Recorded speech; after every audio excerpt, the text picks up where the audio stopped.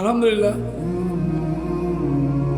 আল্লাহ আমাদেরকে কোরআন পড়ার মাধ্যমে আমাদেরকে শিক্ষা দিচ্ছেন যে আমি তোমাদেরকে সৃষ্টি করেছি, সুতরাং তোমাদের যত রকম সমস্যা আছে এগুলো অন্য কোনো সৃষ্টির কাছে পেশ করে লাভ নেই, এগুলো তোমরা আমার কাছে পেশ করো।